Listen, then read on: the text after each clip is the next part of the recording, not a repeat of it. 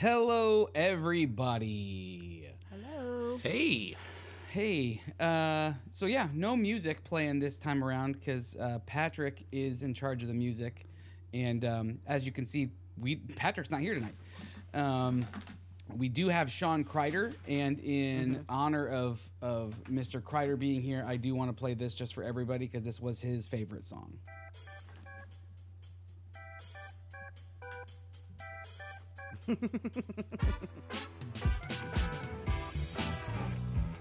Okay, bop. cool. Oh, It's a bop. Certified bop. So Kreider is here, and we are super happy to have you in Patrick's be here. stead.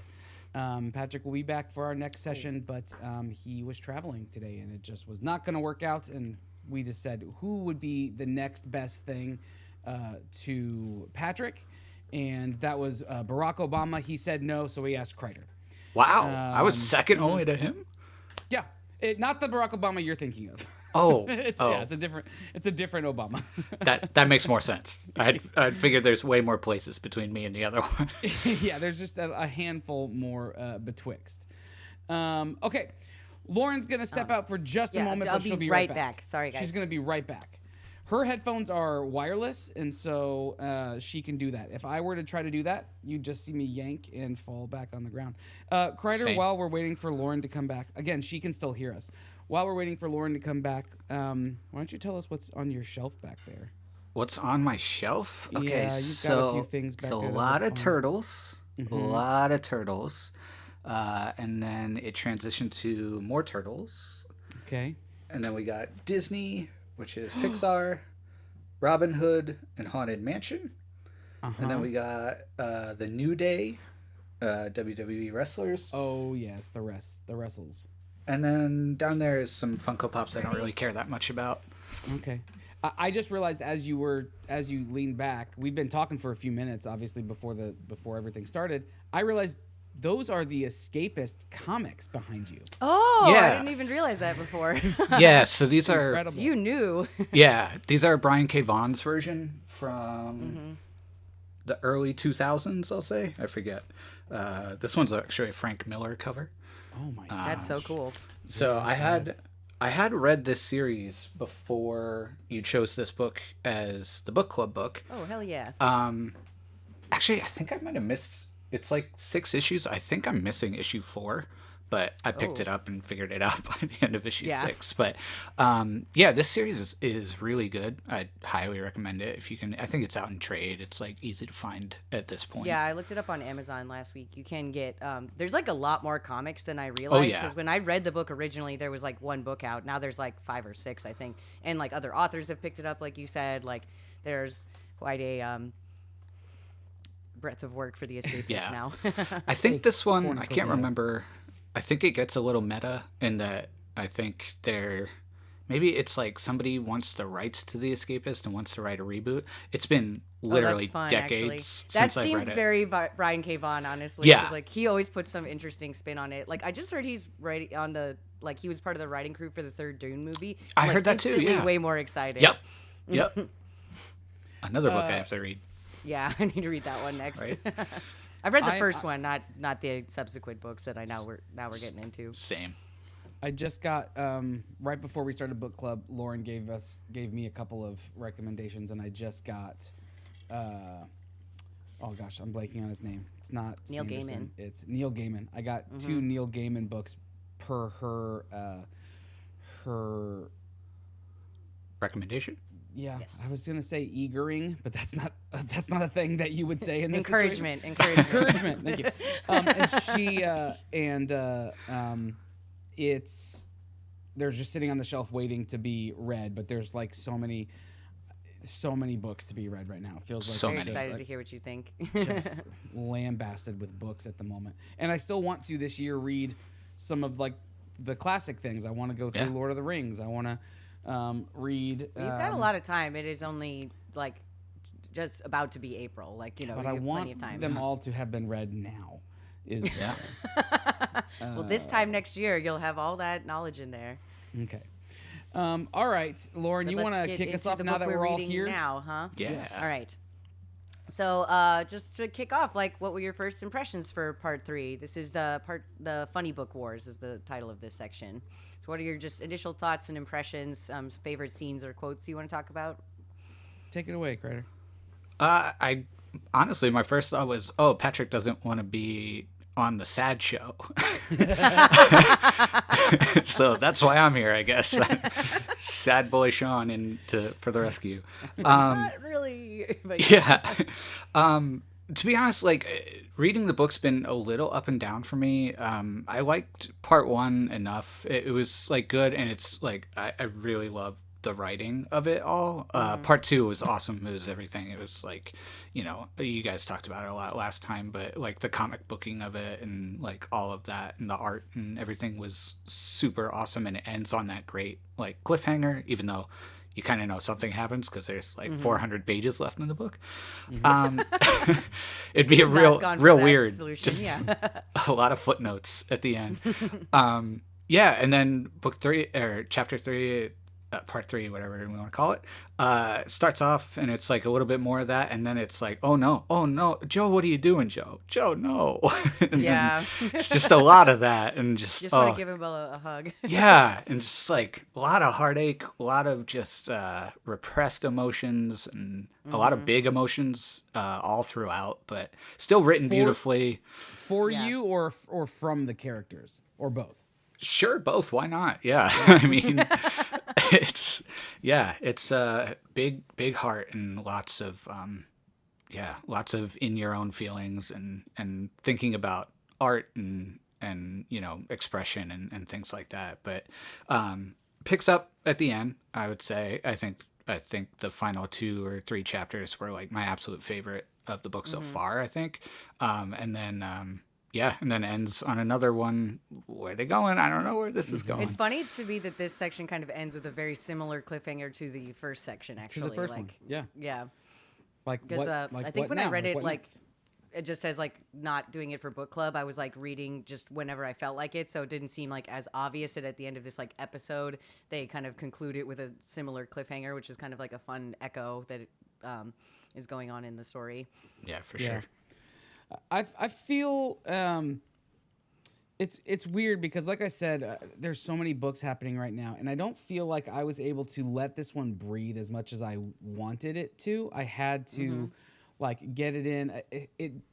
It hurt my experience this time that I also tried to read, or that I also read Project Hail Mary over the course of the week too, before the premiere of that movie, and so I was competing with stories and didn't allow like as much room for stuff to like seep in.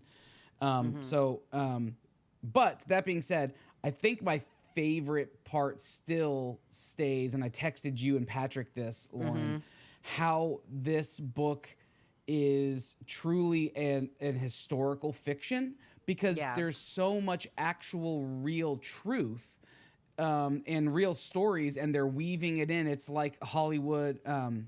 What did I say? It was like Once Upon a Time in Hollywood. But I said it's Forrest Gump. I think it's like the really easy version where like Forrest Gump and his friends that are in the story are obviously made up characters, but like they are always touching some events that happen. Some real world, real. Story or. And I did a lot of Googling for which things are and are not exactly real in this situation. Oh, I'm glad you did, chapter, just to kind of like put more historical context in it.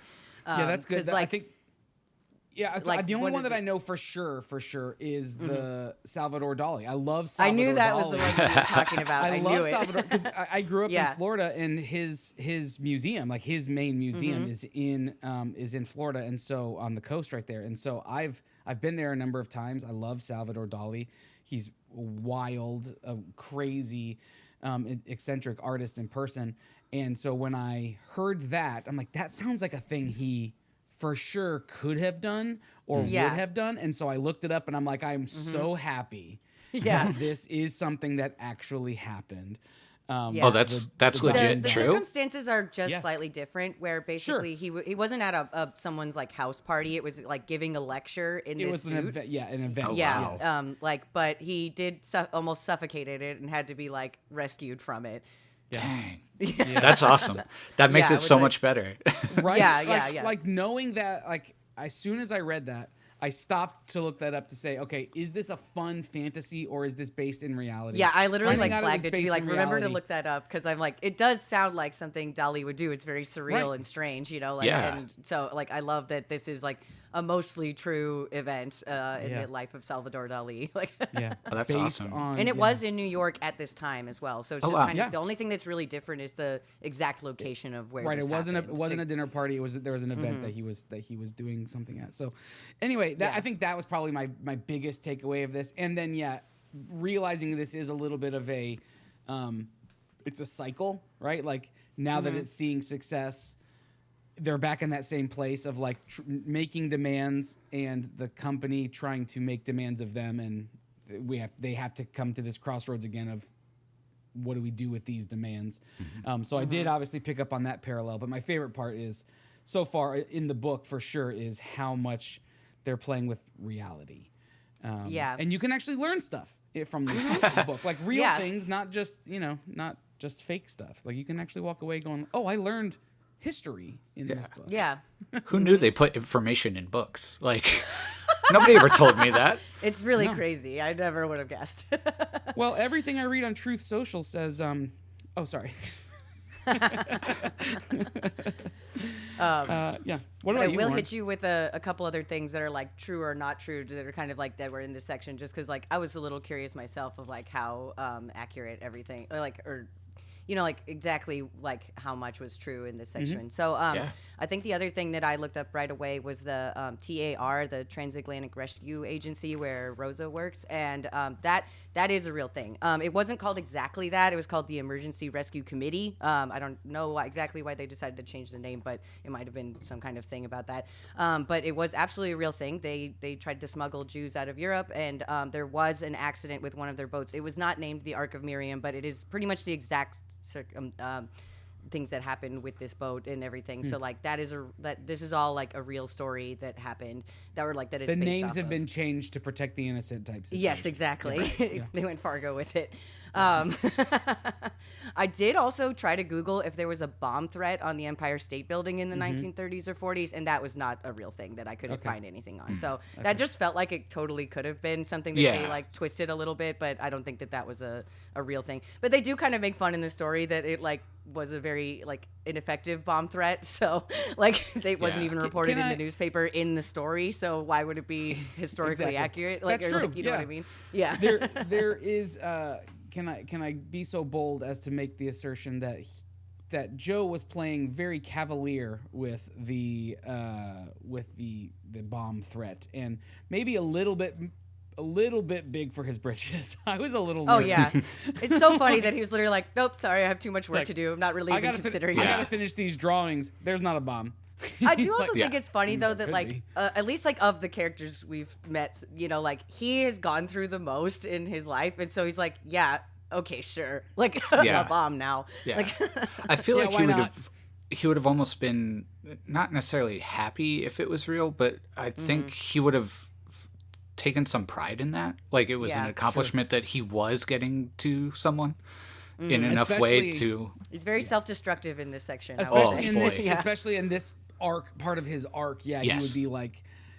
It's almost he's just looking for trouble. He's looking for it. Yeah, literally, And, Sammy's mom says that. yeah, which is wild. Was that your favorite part of this section too, Lauren, or what was your? Yeah, I think that was definitely like the Salvador Dali thing was like so fun and funny, and I was like I liked finding out that like how much of that was a true story. And then I think the other favorite thing is that we finally get to meet Rosa, who like I remembered being such a big character in this book of like it takes this long for her to literally like get into Yeah. the mix, but it's like great. Like I think she's such a like fun character. She to me feels like a third main character when I was like thinking back about the book. So I was like, oh, I'd like surprised that it took That's this long good. for her to be there. 'Cause And I I like think her she's as like a a good character. influence. Yeah. Yeah, she's like a great character. And I like the kind of new hero we have inspired by her, the Luna Love Moth and everything. And I don't know if you guys ever saw that like Chapel Roan outfit that's inspired by the Luna Moth, but that's like what like when I saw that, I was like, this is what I thought of. Like this is so cool. Like I'll post it on our Slack or something. Okay, But I just thought that was like a really fun, like like such a cool superhero idea too, because like Luna Moths are so weird and kind of alien looking anyway, because they're just kind of like this pale, weird green, you know. And they're Yeah. really large for like moths as well. Like they're like this big. Yeah, I really liked the inclusion of her. I'm gathering it kind of says that she keeps trying to figure out where she knows him from, and he keeps skirting the topic because he doesn't want her to be embarrassed and he doesn't want to be embarrassed. But then it says she flushes a little bit. The assumption there is she finally does realize where she but it was weird that he didn't. I mean, maybe it's good writing, but it was weird. Like, I want confirmation that that's what happened and not just. I think they do say later, like when they go up to her room, that she's like, "I knew that was you." Oh, okay. I missed that part of it then. Yeah. But yeah, I love that she's back in it, and I love that that it's just, again, it's like a bit of that like bookend, right? Like another, it's like a full circle moment again, and just him interacting with her at a different stage of his career now, and she's. I imagine how I picture her is different than how everybody else pictures her, just because that's kind of the whole thing Yeah, in books. of course. That's how books work. Yeah. But she's like real hot in my head. Okay, so I read this section and then the next day watched Marty Supreme, and that actress who plays his girlfriend, like Odessa Zion, she's who I would actually cast to like play Rosa. I think she would be like perfect. Like that's like what I pictured in my head. I gotta try to picture. It's the not Kate Blanchett character in that movie. no. My this is maybe just too much information. One of my favorite attributes of my wife is her butt, and so anytime it references Rosa, I picture her butt. I picture Becca's butt, and Of course. That's very cute. I liked that part of the book. I like imagining her butt. I like that. And then I can That's walk so in there and the imagination has come to life. It's right there. It's nice to have the immediate gratification of your imagination. It's so funny. I was confused when he started describing seeing her like again for the first time, because for some reason the language that they were using, I thought he was saying like, oh, she wasn't as good looking as I remember, and then like he immediately goes up to her and like things start happening, and I was like, I guess I just didn't understand the words that were being used at that point, because I thought it was like, oh, it's a cool like thing about. I think that was him, like in my interpretation anyway, because I feel like the text it's not written in first person, but it is like kind of peering through their thoughts a lot. Yeah. Is him trying to kind of downplay it and be cool at the party. It's kind of my personal interpretation. It's like, oh, It's she like, wasn't. I mean, she's got. like, I gotta be cool, crooked like, nose, you know, or like yeah. Yeah. Maybe I'm giving him too much credit. No, that makes sense, because I thought it was going to be like saying something about how that moment was like, blown up in his head, and it was like overwrought, and like throughout, him looking back, it was like she became this unobtainable Object. Like, yeah, exactly. But then he sees her again, and she is a real person, right? know, and I think that's like, Yeah. yeah. And it's almost better to a certain extent as well. That's funny. The way I read that was, again, I didn't get a chance to like let really sit with it, so I was going through this pretty quickly. But the way that I read that was he was looking at different parts of her now. So like he didn't quite get the. Oh, from the other end, she's pretty good looking.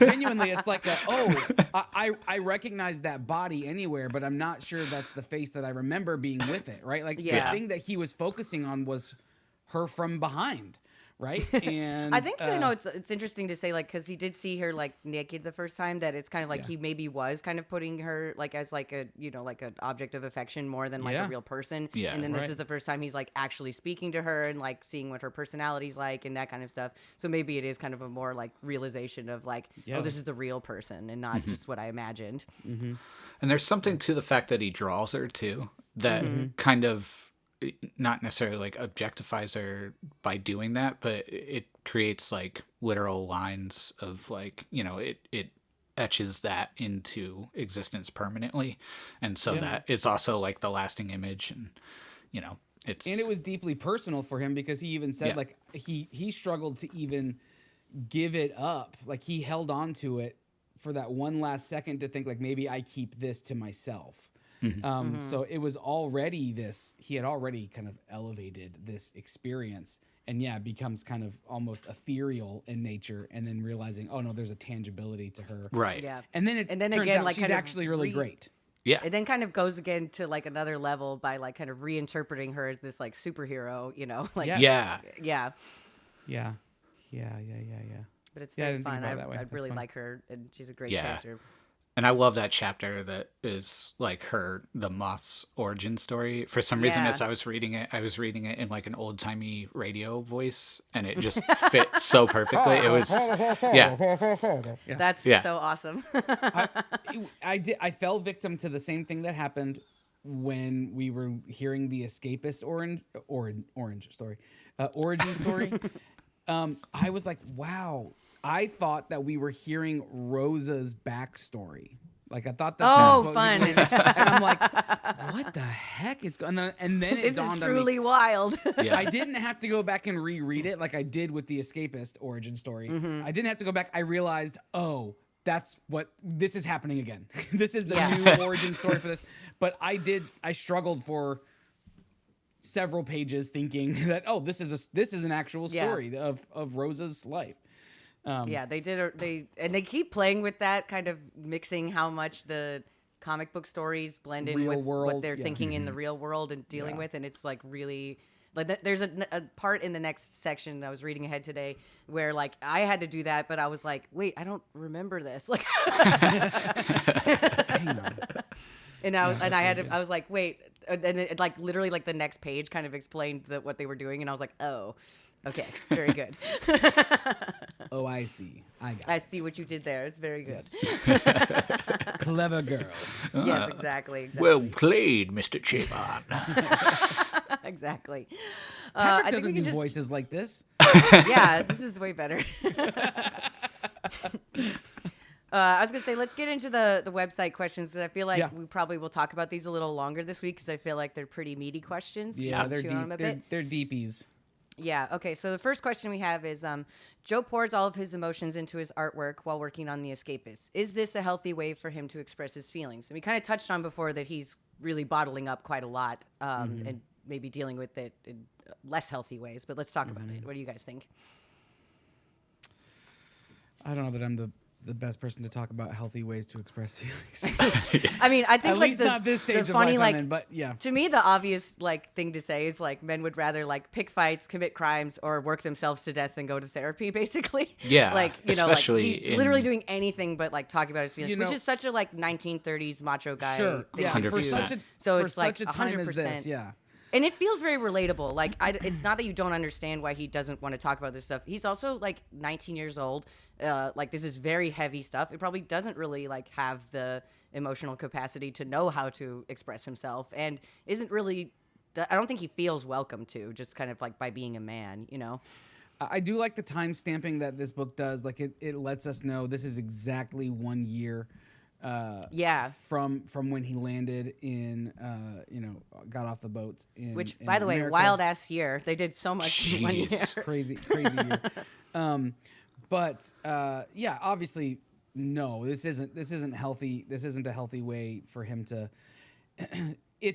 I think it starts off healthy. Like, I want to be an advocate and a voice for my people.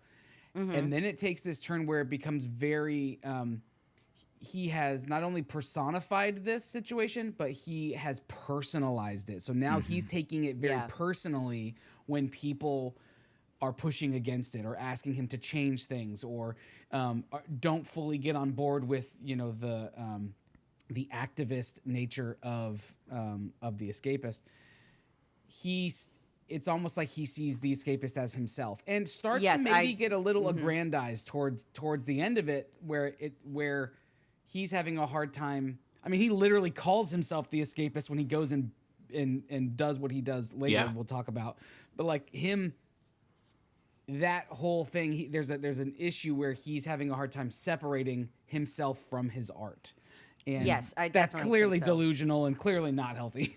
Yeah, and I feel like I really relate to the concept of like when you don't know how to deal with your feelings or whatever, to like kind of bury yourself in your work, because like it gives you a purpose. You're accomplishing things, you know, like even if it's not the thing that you really want to deal with, like you can kind of get some you know, dopamine hits from, you know, like check feeling, that off the list. Productive. And like you said, like he sees it as this like vehicle to like speak out, as well as, you know, like his actual work, and he's like earning money to like feedback to help people as well. So like it kind of gets even more layers of like why he's so lost in this, you know? Yeah, for sure. I like with pop culture, sometimes I love to play the like, who is the real title of the thing, type thing. And so obviously 100%. like in these chapters, he's escaping into this world where he feels like he can actually do things and has like he wishes it was real. Right, exactly. But then he just continues to kind of live in it, and to the point where the lines start to blur. And then, you know, obviously like I think, you know, with all artists, like you see the world differently, and that's how you express yourself through your art, is like this world that either could be, or the way that you and only you see it, and things like that. And then when that becomes the only way that you're living, though, that is where, you know, things start to get way more personal, way more, you know, messy for you emotionally and physically. Obviously he's getting beat down both by the world at large and actual, you know, German people that he's just going up to and being like, hey, picking you German? And then just getting punched in the stomach repeatedly. Maybe by a famous boxer, who knows? Oh, I love that part too, when he was like, it probably wasn't the boxer, and he was probably, that was a different thing at the party. No, they do say like it couldn't have been that guy, really, because he was like at the he was like traveling. I still like that it's like their legend of it, you know, like no, he got punched by that guy. Yeah, but I just love those parts of the omniscient narrator. And there's another one when he goes to that neighborhood and he gets hit with a spitball, and he's like, all these kids love his comic book, and would have loved to have talked to him if he actually said who he was. And I think it just kind of becomes like, I think like you guys were saying, like just too blurry of like the lines of like what's real and what's fake, you know, like kind of imagining all these like villains around him because he's like so immersed in this, you know.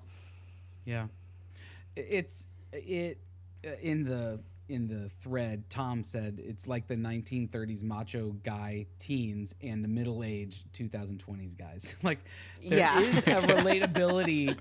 Sadly, not all cultural stereotypes have left us completely. All flat circle. Yeah.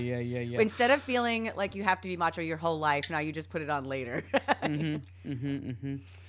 Oh, there's a whole podcast we could do on that topic, but we'll move on. Yes, of course. So let's go into the next question, which I think kind of leads in nicely. So discuss the irony of Joe's discovery that Carl Ebling turns out to be a fan of his work when he breaks into the office of the Aryan American League. Which I think is the best twist in the book yet. Yeah. Do you want to read Patrick's response so that because I know that he. Yes, I have another response for this question that I wanted to read as well. But let's hear from everyone else, yeah. and then we can formulate our answer and just say that. Yep. Okay, perfect. So let me copy off your homework. Yeah, exactly. So our very good student Tom wrote in again, and this is his response for the question. So he says, "This was my favorite part of the book so far. I was obsessed with Joe exploring the journey of Carl Ebling from performative hater to legitimate fan, especially since Joe even was singing his praises, signing his presence there with the 'To my pal Carl Ebling, lots of luck, the escapist.' And then Carl having the incel reaction of making a bomb threat just echoes through time for how lonely men act now compared to Carl's dusty utility of his one-man league." Wow, jeez. Tom, we gotta get you penning some things for the podcast. Yeah. You have a way with words, my friend. Yeah. No, that's really good. I mean, he said that really well. Here, I'll read Patrick's answer, and I have a quote if he wants some more time to think. So don't worry, I gotcha. Okay. So Patrick's response for this question was, though, even though the desired outcome is different, many people share the same desire to be the hero, to throw the punch, to put an end to the bad thing happening. It reminds me of the amount of racist people who would watch the Chappelle Show. It begs the question: if the goal is change, is this the right way to accomplish it? Popularity doesn't equate to moving the needle of justice or awareness, which they do talk about a lot in this section, and I that's kind of the argument that they have at the end with their bosses is like, is this kind of a futile exercise or like, punching Nazis in cartoons, versus the real thing, Right. or whatever. Like, is it just kind of, or is it kind of changing people's minds or like, can it, all of that thing. Yeah. And though, like, it's interesting because I think The Escapist is a comic book where like, it's still the strongest one wins, like that's kind of how superhero stories work. So like, and I'll read a part of the book that I really liked where Joe is kind of realizing this, like where is the message that we're spreading to like also violent, even though it's like from the side of fighting for what I believe in, Yeah. What do we call that? Like it's a holy violence. Like it's justified violence because you're bringing justice to those who are being, who are bringing injustice. Mm-hmm. Yeah. I do believe that the executives, I can never remember their name. Anapol and Ashkenazi. Anapol and Ashkenazi, yeah. That they, I do believe that even though they say this is nonsense, they believe that there is power in it, because if they didn't, they wouldn't ask him to change. And he says really explicitly, like, hey, the Fuhrer's not after us right now, so let's back off of him, right? Yeah. Let's not cause any more headaches than we need. He's realizing the power that it has, and that's where the question is coming from. That's where the request is coming from. Even though what they're saying is, it's interesting in hindsight it's because like they're saying like he's not a threat, back off, but they couldn't be more wrong, and we know that, Yeah, and did they believe it? Like, did they even actually believe it? Right? Like, it's hard to know if they actually believed that, right? Like, yeah, I don't feel like we get enough time with them to really like No, we understand their, like, if it's driven, like, obviously like the money and like their sponsors asking them has influenced them more than like maybe just like their feelings, but like I don't think we know enough to know like how deeply they do or don't believe that. Yeah. They're portrayed as very motivated by like profits and things like that. And so you do wonder, I mean, I'm sure that there is, a deep down like a right part of them that understands the work that's being done by their comics, but at the same time they're just kind of one note in that sense, and it is interesting. It would be a lot more interesting to get more of their kind of backstory or a novella about them. I think it was in the first part where they were like, they took like a minute to kind of explain what one of them was thinking about the deal with making a deal with Sammy and Joe to give them more money, and they were basically like, well, they signed a contract, so that's the right thing, like that's how I understand this, it's not my feelings, that's what they agreed to, like but it really kind of it's kind of finding a way to take yourself out of having responsibility for that decision, though, like by being like, well, they did this, like it's very out of my hands. I think like a very weak decision in my opinion. Of all the characters we've been introduced to, they are the weakest. I mean, clearly, like they are the weakest willed. When the money is there, they are fair weather fans, but when things get a little crazy, it's okay. Let's back off. Let's things are getting a little too heated. We like that the money is rolling in, and to be fair, they did offer them like. They did come back and offer them more than what they needed to. You can argue whether or not that was noble of them or just the right thing to do. Right. But, or was it even actually enough? Like if or whatever. Like it's like legally it's right. Like it's okay, but it's not great. And again, maybe the person telling you that it's legal and just says this is ironclad. You can't do anything about it. Those people are often the ones who are most motivated for that to not be true. Yeah. You know what I mean? Like, at least when it applies to them. If they had lawyered up, maybe they could have won a case, but the people are like, nah, just don't even bother. Don't even bother with a case because it's so clearly we are in the right here, but we'll throw you a bone. Yeah. It's hard to not see them as kind of a pseudo villain in the I think book they at are moments. kind of like and it always feels like they have to like go up to the tower to go speak to the two bosses, like literally, you know what I mean? Like like so it kind of cracks me up. I did have like a quote I wanted to read from this section when Joe is in there, and he's kind of reading over the notes that Joe left about the escapists and kind of realizing like that message of like, are we being too violent? And I just thought this was like really great, and I'll try and do it as fast as I can because it's a little long. He's like identifying with the notes, and he says, then abruptly, it was his turn to feel ashamed, not only for having extended, however momentarily, the consideration of sympathy to a Nazi, but for having produced work that appealed to such a man.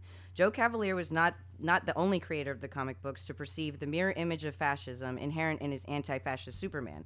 Will Eisner, another Jewish cartoonist, quite deliberately dressed his Allied hero in Blackhawks uniforms, modeled on the elegantly death's head garb of the Mof1 SS. But Joe was perhaps the first to feel the shame of glorifying in the name of democracy and freedom the vengeful brutality of a very strong man. For months he had been assuring himself and listening to Sammy's assurances that they were hastening by their make-believing at the hammering of Hacksoff and Hinkler and Hassel and Hitler that the intervention of the United States in the war in Europe. Now it occurred to Joe to wonder if they had been doing all along what was indulging their own worst impulses and ensuring the creation of another generation of men who revered only strength and domination. I think that's just kind of like nails. Are they contributing to the problem in an effort to advocate against it? Yeah, that's tough. And that's what that's what Patrick was saying. I don't know if you caught the reference when he said it reminds me of the racist people that would watch the Chappelle show. Yeah. Chappelle famously said, some of y'all are laughing too hard, and you're laughing at the wrong thing in my show. And that was an eye-opening thing for him, and it changed his perspective and his approach. And I think that was even when he stepped back from comedy for a little while, because he realized that some of the people were laughing at the wrong punchline, and they were laughing too hard at the wrong thing. Yeah. And this is Joe's moment on stage, realizing that some people are laughing at the wrong thing potentially. Yeah. And I think Tom and I were talking about the book separately, and he was saying that like it's interesting how much of a like foil he is for Joe, really, because like Joe is literally trying to go out and pick fights, and like take some action, and this guy is too, like it's just in his own way, like with this like this weird little office that he runs, and like just scaring people and kind of causing mischief. It's funny because we're still seeing this, happen even now with like, for lack of a better term, like Snyder Bros being why is James Gunn making the bad guys like all these like fascist like people? And it's like that they've always been those people. You just weren't paying attention, and now it's like just they're still called stormtroopers in Star Wars. It's not an accident.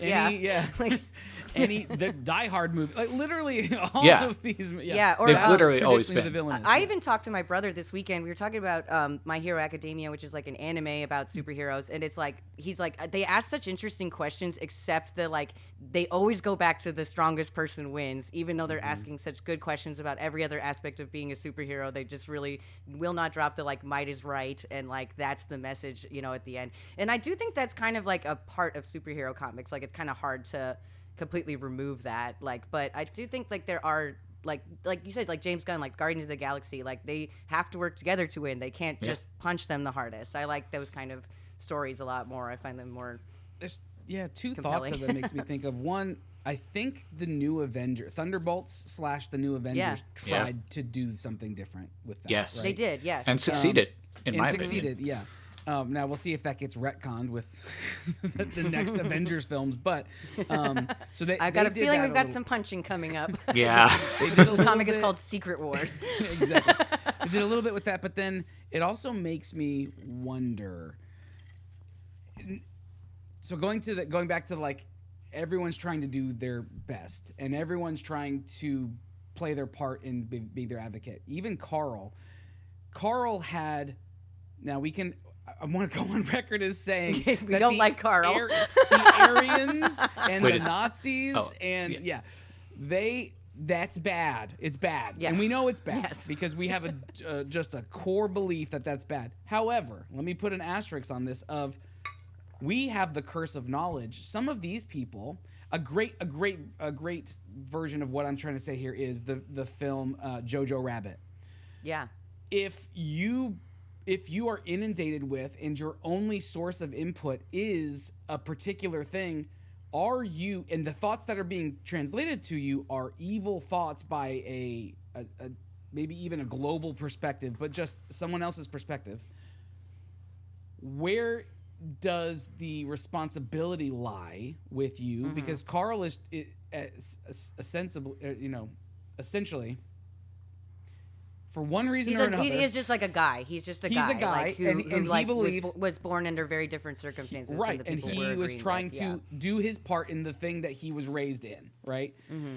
Again, no love for Carl. I just don't want anyone shooting. We understand where you're coming from. On record. Well, we've lost listeners before because I'm just being real straightforward. That's good. Yeah, and again, just to all those who left and aren't even listening anyway, I'm not best friends with J.K. Rowling. I was just posing an argument. Yeah. Anyway, I love trans people. All right, just had to say that. That's for the Protect them dolls. Ow. But I digress. Yes. Where does the responsibility lie? At what point, you would hope in Jojo Rabbit's case, Jojo he comes to the realization that this image and this picture that he had been raised to believe Hitler specifically was this great guy who was a leader of his people and was trying to protect this noble thing. He comes to the realization eventually that's not true, right? Like there is an injustice and a lack of humanity that's at stake and all of these things. I wonder if that happens for Carl. Is he redeemable, or are we finding him in the story pre him realizing, oh shit, I'm on the wrong side, right? Yeah. And it makes me that's wonder a great point, though. Yeah. what sides I'm on now that I am passionate about, and will maybe one day there have been things where I've had to learn, oh, that wasn't the right approach, right? Yeah. A good example for me would be this is not. This is not therapy for me, right? I'm not just confessing things. But back when the Black Lives Matter movement came out, I'm in Texas, as you know, and there was a lot of all lives matter, that all lives matter movement. And at the core, I was like, well, yeah, all lives do matter. I also believe that, I'm a believer. I believe in Jesus, right? Like these things. And I'm like, yeah, every life matters. So we should be saying all lives matter. And then it took me learning from some black friends in that community that all lives matter. No, all lives can't matter until black lives also matter. Right. And then I realized, there's a pendulum that has swung so far in this other direction that we have to course correct before all lives can actually matter. Because right now they don't feel like they are included. Exactly. And so there was a point, you would if I had stuck to that, you would have found me at a point in my life before I realized, I was on the wrong side of this idea. Yeah, I'm hoping for Carl's sake that's where we're finding him right now. I think that is the question where it's like, I think Jojo Rabbit's like a really good example to bring up because like he's obviously a child, so it's a little bit of a different question, but he is like brought up in you understand that like he's completely encircled in this bubble of like that thought, like that like the Jews are bad, that Nazis are good, like he's 100% raised with that thought like all day every day, like he lives in he lives in Germany, so that's just his everyday life. Completely immersed. As soon as he does like is confronted with actually meeting a Jewish person and hearing from them what's actually happening, like he changes his mind. So I think like that's kind of the thing where it's like if you like are willing to listen and accept the like change, like exactly like you just gave an example, it was perfect, where like that's the time where like now you have to change, and that's where your responsibility comes in, where it's like now you need to think about this.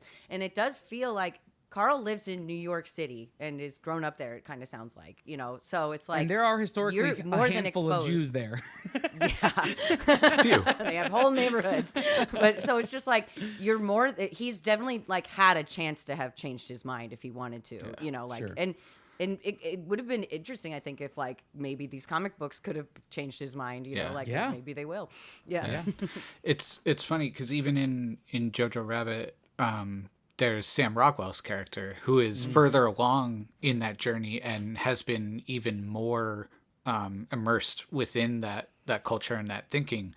But even he comes to that realization and then does, as much good as he can, with the with where the he's at, circumstance that he is in. So I mean, all of us here are artists, and we would love to believe that the power of art is that powerful and that it can change somebody's opinion.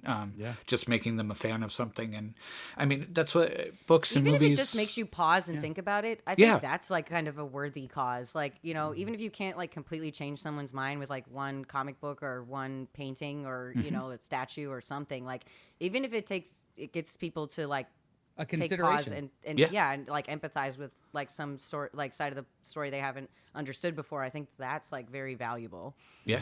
Yep. Yeah. I think Roger Ebert used to refer to movies as empathy machines, and that's you know what good art does. Whether you know you consider comic books good art, but I do obviously. Trash.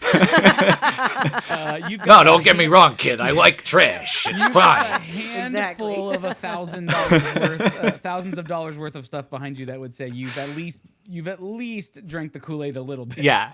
You can't even see that corner of the room, which is my entire custom built only cabinet. showing art is Marvel. Yeah. Yeah. That's a really good. That was a great question, and I do think that it's not easy. It's not an easy situation, and I do love how Carl handled it. He's kind of like a real sassy, passive aggressive kind of what's the word? There's a word that's escaping me right now, but his approach to that is just next level arrogant, but because it's in favor of my side of the argument, I think, way to go, buddy. Yeah. And I love the poetry of then Carl calling in this bomb threat and him saying like he's got to know it was me, and then remembering he in his haste never delivered the letter that was supposed to be with it. Like He seems like an actual love like it. just such a bumbling goofball. Like, you know what I mean? Yeah. Like I like a couldn't get comic book the- character in Sending- real life in the sense that he's just like a Looney Tune. Like just I sending couldn't get- Bebop and Rocksteady on an errand and like, well, it was something I was supposed to do and I don't remember what it was. Like that. Like that's kind of the vibe. I was picturing Dr. Saperstein from Parks and Rec when he's, well, how many times did he turn it over? Oh, that stings. Henry Winkler. What exactly it. a gem. What a guy. yeah, And he's a Jew. So that's we're full circle, everybody. full circle. All right, with that, let's move on to the last question. So, how does the financial success of their comic books complicate Joe's feelings about what he's doing with his time in America? And I think this is a really interesting question because clearly he feels a lot of like guilt about basically enjoying any of his time in America. I'll kick this one off with a quote so you guys have a second to think. But this is like kind of when he's like considering if he should ask Rosa out or not, and this is kind of his like inner thoughts. And says, Joe hesitated. From the time of his arrival in New York City, he had never permitted himself to speak to a woman for pleasure. It was not an easy thing to do in English, and anyway, he had not come here to flirt with girls. He didn't have time for it, and furthermore, he did not feel that he was entitled to such pleasures or to the commitments that they would inevitably entail. He felt, it was not an articulate feeling, but it was a powerful and in its own way a comfort to him, that he could justify his own liberty, not only to the degree that he employed it to earn the freedom of the family that he had left behind. His life in America is a conditional thing, provisional, unencumbered with the personal connections beyond his friendship and partnership with Sam Clay. Yeah. I think that's that thing where like his time in America was a conditional thing, provisional and unencumbered. Like I think that's like kind of just sad that he doesn't like he can't enjoy like feels like he can't enjoy himself even a little bit, you know? Mm-hmm. Yeah, he came here to do a job, and that job is not done, so he can't, you know, that's the only thing he's there for. But he's also at this crossroads where he's, you know, very successful, and that comes with money, which can do tangible things, right?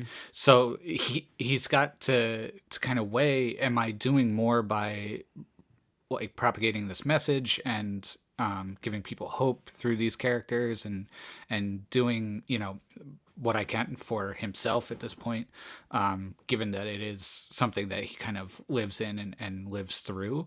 Or does he take the money and do the, you know, the things where he can bring people back and he can take people out of this situation and save more people that way? So it's just kind of heart-wrenching that he's even in this position, but Mm-hmm.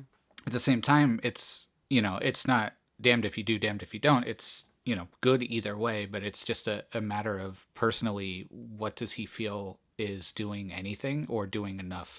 And sadly, I don't think either way is going to do enough for him until it's over and he can't end it all himself with either his art or his money. So it's just, it's a terrible situation. And even like through his actions also, like, because he's trying to, just go find some way to deal with this, and it's not working either. Yeah, no. Yeah, it's tough. It complicates it a lot because if you're just standing on your, if you're just standing on your morals, if you're standing on the thing, your purpose, if you're standing on your perspective, it's really easy to just be like, well, F you. No, I'm not going to stop. I'm not going to stop beating up Nazis because Nazis need to get beat up. Mm-hmm. But I think at the end of the day, it's really Sam who comes in and makes this very poignant, moment of saying like, but just think about how many more people you can save that you can bring over on that boat if you just play ball. Right. And that's gotta be this big tear of like, man, what matters more, me making my point or me doing something to bring tangible change to real people who I can see. And he calculates it out. I don't remember exactly what the calculation is, but he's like, I could bring, it's like about like $100 a person. So yeah, it's he's like, I could basically bring $1,000, yeah. I could bring a whole boat of people over and save so many more children doing this. And it's like, that's tough. And he's enough, so young it's to like tough. be thinking like to weigh that kind of decision too. Like Totally. And it's enough tough that I don't know what way it's going to go. I know they kind of lean it toward like he's putting his foot down, but we did that before. You know what I mean? So, I just think it complicates to an insane degree how much money there is, for sure. mm-hmm. Yeah, it's a Can you double-edged hear me? sword. Sorry, my audio just did a weird thing. Yeah, Yep. I got you. Okay, I got sorry. you. Yep. Okay, thank you. And I think that there's like, I don't think the book really got into this because they kind of have to make a quicker decision than this. But like, it's also interesting to kind of think about like if they change what their book is about, like if he decides to take the deal at the end where he agrees to say, like, okay, no more Nazis. Does that change the type of story that they're telling, and would they like lose readership because they aren't like being authentic to the thing that they were selling before? I am so glad you asked this because this was the question that I wanted to bring to the group. Are you guys familiar with the tale of the ship of Theseus? Yeah. Yeah. So the idea that if a ship gets its parts replaced, the bow gets replaced, the stern gets replaced from at some point, and the sails get replaced, whatever. Planks, Eventually, plank by plank, this thing gets renovated and these pieces get replaced. Eventually, no original part of the ship is left over. Is it still the ship of Theseus? Is it still, does it maintain just like does its essence maintain something? And the same thing would be true here. If you change enough of what the essence of this character is and the origin and the birth of this character and its purpose, if you change enough of that, is it even still the escapist? Or is it something wholly different? Is it now Superman who just can't fly? Right? Like, and is good at magic tricks. Exactly. Is it just Houdini in a tight outfit? Right. Yeah.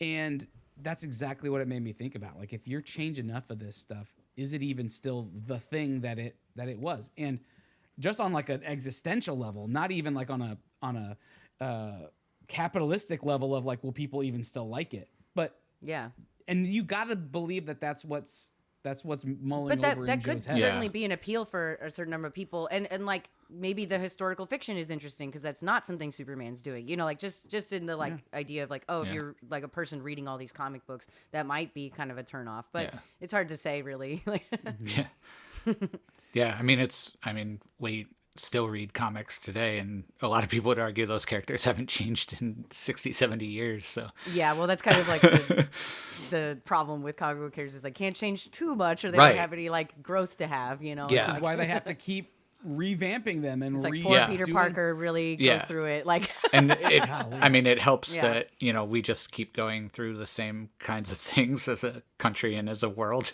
over and over Yeah. again, so they can recycle those same stories. That's what's so crazy is that these things can still be. it's Now, kind of obviously, crazy this that story- like this as story we is are written reading in- this, how relevant this book has Yeah. become Right. within the weeks since we started reading it. Yeah. even. That's true. Like, Yeah, that's very true. Yeah. But and I have to keep reminding myself this book was actually written 20 years ago, not Yeah. not Yeah. 120 years ago. I do Yeah. have to keep Yeah. reminding myself of that, but still the relevance of it in 2001 to the relevance of it in 1930s to the relevance of it in 2026, we are just in a 15 to 20 year cycle, and it's Yeah. just Yeah. and And I read this around like I think 2008, 2009 ish, and like I really liked it, but I feel like I'm resonating with way more like reading it now. like it's in your face. Like some of the language has Yeah. returned. Like we weren't really talking about Nazis in 2009. Yeah, I didn't use the word Right. fascist very often before the last year. It wasn't a main. I mean, obviously they've always existed, but there wasn't in the zeitgeist. It is No. so. It didn't feel in like the a zeitgeist. mainstream thing, which was really Yeah. nice. Yeah, Like- it was just a Dead Openly- Kennedy song. Openly Yeah. talked about. Yeah, it's crazy. So, yeah, Like every that's- day. Yeah. It's life's crazy. we can We go did have a whole- That's one listener word for it. Yeah. We did have a listener submitted question I wanted to go to Yeah, this time. let's hear it. Once again from Tom. Thank you, Tom. So he says, it was glossed over, but Sam is both the idea guy for the comics, continuing to make side characters for Joe, as well as Joe's closest confidant in the U.S. He's the one who he reaches out to at his lowest. Do you think that the partnership is still working in an equitable way? Do you feel like either of them are doing more of the work? Oof, I thought about this. Which I think is Yeah. interesting because the book, like, I didn't remember this as much, but the book feels way more in Joe's perspective than I remember. Like, this whole Yeah. section, like, Sammy is very Again, yeah, absent. it's, That's I wish we got more of Sam, because I Yeah. like Sammy a lot. But I don't know. I mean, it's obviously easy to draw the comparison of Stanley and Jack Kirby, kind of between the two of them. But it seems like Sammy's just writing these novels because he kind of has to, and kind of getting paid for that. But he's not. It doesn't seem like he's that much involved in The Escapist anymore, or at least they're not showing it. So it's really interesting, and I'm sure he's going through a lot, like with his father and everything, and dealing with that, and dealing with his family, living through everything else and I feel things like Sammy that. has a lot more kind of like, not to minimize his issues, but like they are more low key than Joe's. Like, you Yeah. know, like literally, like Joe is someone who has like an accent, so everyone can tell that he like came fresh off the boat, and like Sammy is disabled, but like it's not like something that's like a big part of the book, and he was very poor before this, which Joe didn't have to deal with. So it's like they just like aren't as obvious of problems, on Sure. the outside, but I feel like he carries a lot of that, keeping it in the comic book vein, it's the difference between your friendly neighborhood Spider-Man and Iron Spider, right? Like, Sure. It's Yeah. the stakes are just vastly different. It seems Yeah. for the two of them, and I think that's good. I think that's good for the sake of the story to have both, because otherwise you're gonna have opportunities to relate to either of them at different times or both of them at the same time. I think you would lose some of the ability to grasp this thing or to be approachable if both of them are, balls to the wall, or both Yeah. of them are just like, yeah, that's kind of inconvenient, but it's not really that big of a deal. Yeah. It does feel like in their personal relationship, they're very good balances for one another. Yeah, Yeah, like they totally. they kind of like make up for each other's shortcomings and stuff. Like they balance really nicely. For sure. There's also Lauren, you've read it, but I haven't read the rest of the book. There's the kind of touching on his budding sexuality, and if that Yeah, they becomes just started talking about that. something Interesting, that yeah. I hope that they don't just bring it up and drop it, and that's a lot more of what happens in the rest of the book. But obviously, that's something it's really hard to, and that's something that you're persecuted for that you can hide, and so I think kind of Yeah. the way that they treat those stories in parallel could be very interesting. And Yeah, I agree with that. Well, I can guarantee that is not forgotten. okay, good, good.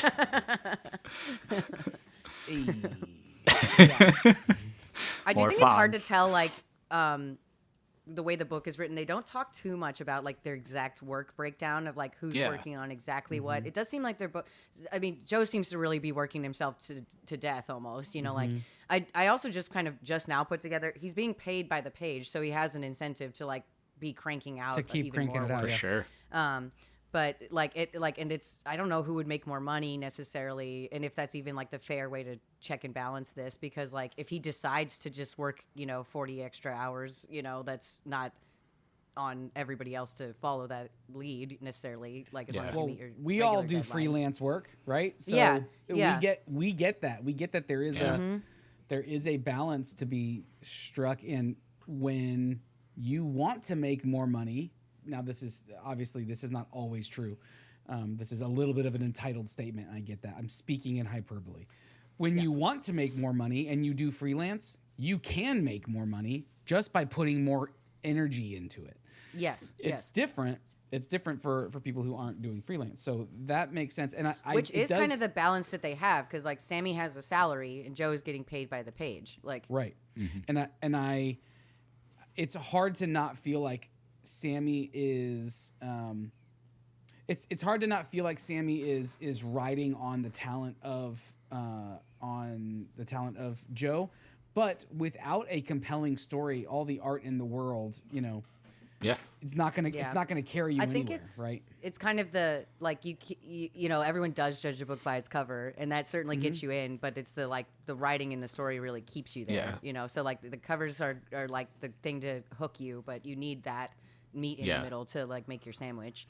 I have a handful of comic books over here just off camera in my bookshelf that I have the first issue of because they got someone like they got somebody like Mike Mignola to do the cover for the first one, and I'm James like, oh Jean. man, His it's covers gonna get be me every time. Oh yeah. it's gonna be like Hellboy, and then you read it and you're like, this isn't Hellboy. This is nowhere. This is Hellboy. nothing like Hellboy. So I have the Heck first Dude. issue. Yeah, it's a Heck Dude. That's like his evil nemesis. Yeah. Heaven Lad. But it's not compelling. So I don't continue. I only have the first issue of them because like you get excited that a person is going to be able to carry this thing through, a known entity, a known commodity. And now the Escapist is known for its story and its art. So, which I think one is can't like live without the why other. in theory it would be like a best-selling comic book, For sure. And it sound like at least the way they make it sound is like no one else is as concerned about like the story as much, or like like they seem to be kind of taking like one step further than maybe the average person. Yeah, totally. Yeah. But sounds Good great. question, Tom. Thank you, bud. Sorry, I was just gonna say I do wish we did get a little bit more reaction to the comic from people that aren't necessarily having anything to do with the story, like the principal characters. Yeah. Just to kind of, they mention like sales figures and things like that, but it's hard to kind of put those numbers in your head, especially for the population and like circulation possibilities and the time frame. Yeah. But yeah. Tom pointed out too, like that kind of makes it like the edgy comic of the day. It's in the Yeah. chat. Yeah, thank you. Yeah. Which is like, yeah, that does make sense that like that might kind of get a different readership, because like I felt like that way growing up between like Marvel and DC, where like DC stories are a little more. Whoop. And then shoot, sorry, I'm having all no. kinds of problems. Okay, you're back. You're back. I'm You're sorry, back. just You're a back. blip. I don't know what happened, but anyway, like DC Somebody comics snapped. are Who a snapped? bit more simple. Yeah, the Justice League is cutting me off. They don't want to hear this slander. they're just a little more simple stories. Whereas like when you get to like a Spider-Man or the X-Men, it's like so complicated. Like their like relationships matter, their families matter, their personal problems matter, and can affect their superpowers. Like it totally changes. To me, those to me are so much more compelling. Like, I've read them way longer than I did like Batman stories and stuff. Which was Stan Lee's whole thing, right? Like making them these real characters real people who struggle with real emotions, and that those emotions actually affect their ability to be super. Right? Yeah, Like, I mean, I think Spider-Man's like the best example always of this, because it's like you have to be a teenager and a superhero, and we are not counting any part of your teenage experience out. You have to deal with puberty, you have to deal with homework, you have to deal with girls, you have to deal with not being able to drive. Like you have to deal all with of bullies, that matters to Peter not Parker. Villains, Like, you have to deal with Yeah. bullies. Like there's a And- difference. And villains. and that all those things are just as scary as fighting a villain. That I think is really what is fun about that comic. Like Your rogues gallery is both the kid who picks on you at school and the Green Goblin. Like it's it's equally a big, like equally as big of problems, which I love. Like, For sure. But yeah, I think that kind of wraps up everything. Unless you guys have any final thoughts, you want to throw any predictions for what's happening next, or? I don't know if I have predictions, but Do you think they take the deal, or do they walk and do their own thing? So it's the next part is called the Golden Age. Yes. Yeah. So that's the next part. so that I don't know. It seems like they would take the deal in that case if that's where we're heading. I think it would be hard for them to kind of start on their own and do something, because I would assume if they don't take the deal, then the Escapist isn't theirs anymore, and that's what's making it popular. Therein lies basically how Andretti and Jonathan, what are the guys' names again? Anapol and Anapol yeah, there we go. That those two Mario and Andretti. That Mario and Luigi are they're definitely setting it up so that's the ultimatum that he has to determine. Basically, do you release this character to us, or do you stay in that world and just allow us to have some control over it? I think that he does end up taking the deal, and because I'm hoping that he rises above and realizes the fact that he can now be the real escapist, defeating Nazis not by punching them but by removing the victims from their grasp, like literally taking them out of chains, people. literally liberating people, like that he gets to actually become the escapist. I'm hoping that for him, because otherwise a different response makes me sadder for Joe, and I want to have hope in him. He wants something nice for this poor boy. I do. And he had such a 200 nice- pages of sad. Hey, he got a girlfriend. That's nice. Getting Rosa. I think I'm hoping that that's not the bright spot in what is otherwise a really bad string of decisions. That's my hope. I hope that he does take the deal, and they figure out a way to marry the righteous nature of what they're trying to do with the fact that when something is successful, you are beholden to something bigger than yourself. So I think that's a great prediction. Very wise. Okay. I love it. Well, thank you very much for joining us, Kreider. It was great to have Thanks you. for having me. Yeah. It's great. It was super fun. And who knows, if one of us can't make it next time, then maybe it's you and Tom join us, because apparently Tom is just Now this is Tom of the MySpace Toms, I assume. yes, this is the Yes, guy that's who the made one, up. Yes, you've all seen his face. That's why we're friends. My friend Tom. Yeah. We all know Tom. Yeah. He's in my topic. Yeah. Yeah, that's good.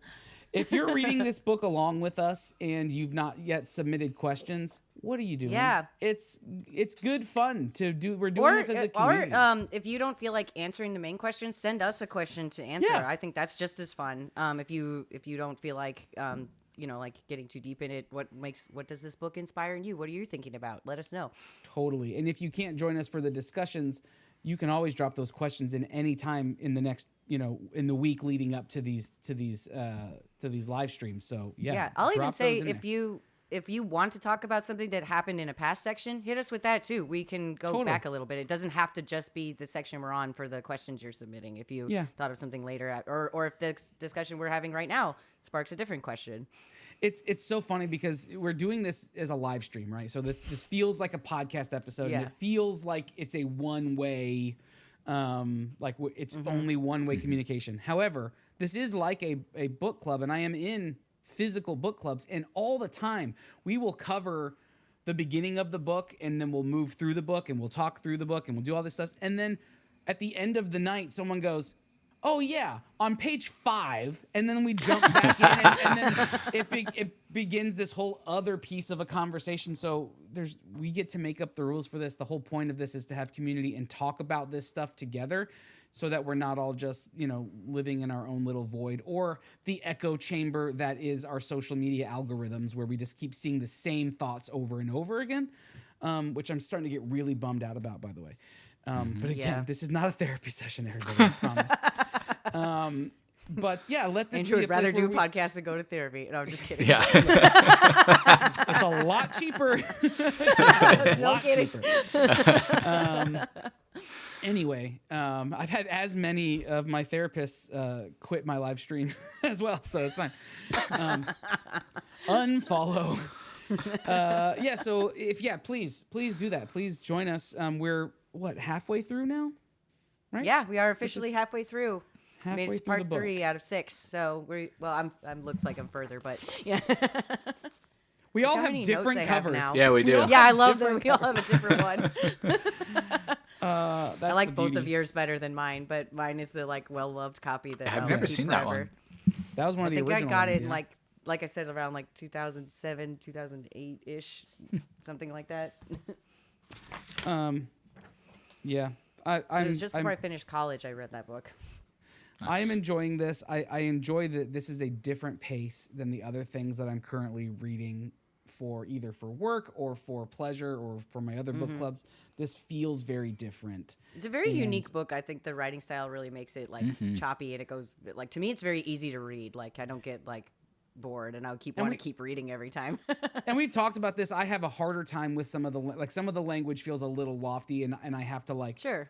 dig in a little bit. I looked up a couple words in this last section. I won't lie. Yeah. Well, You good. know, I don't feel like as big of an idiot.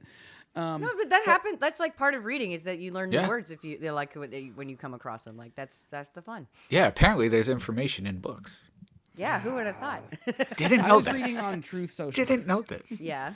What is this Pulitzer Prize we keep talking about? Sean, how do you pronounce it? You pronounce it Pulitzer or Pulitzer? I don't know. I don't know say if I've said it Pulitzer, out. I've heard Probably both, but it Pulitzer? might be a tomato. Unless I'm putting a little English on it and the Pulitzer Prize. Again, Yeah, British killing people it do with the pronounce it voices. Please, when you come back on the show, please do impressions or just teach Patrick to be a little bit more fun with the Yeah. Okay. what we've you learned can is coach we him. I like think that would be great. Yeah. I'll try. I'll what try. we've learned. We'll Cyrano you into his an earpiece so you can. There you go. tell I'll him just what to punch say. up. It's Yeah. I'm gonna play us out with the song that makes the most sense with this. It's also the Oh, I only can't song I wait. have on my soundboard, so we're gonna play us out. But It's a classic. yeah. If you are following along or you're trying to catch up, you have 2 weeks until we get to our next section. And we are excited to do that. Again, go answer those questions. They'll be posted a week from today. So we always post the questions 1 week before the live stream. Gives you a week to read it. We don't want you to read the questions before you get to the book because that could spoil It some might things. spoil stuff. Yeah. This one Yep. definitely So, would have happened. It Yeah. definitely did for me. Oh, so sorry. I was about 200 pages I behind. think I will also say I think this next section, there's no way to avoid spoilers with some of the questions. So please great. read the book before you Please read tip. the read, questions. please read the section. And if you're following Yeah. along, drop the answer to a question in there or ask your own question like Lauren said. You've got time to do that. Surely you've got time to do that. We would love to have those and just be able to discuss it. So, but until then, I think we're gonna get out of this episode, this session, this book club meeting, whatever we want to call this. Meeting, I like that. Yeah, the meeting, the gathering. And we'll see you in a couple weeks. I'm Andrew. I'm Lauren. I'm not Patrick. We will see you in a couple of weeks. Bye.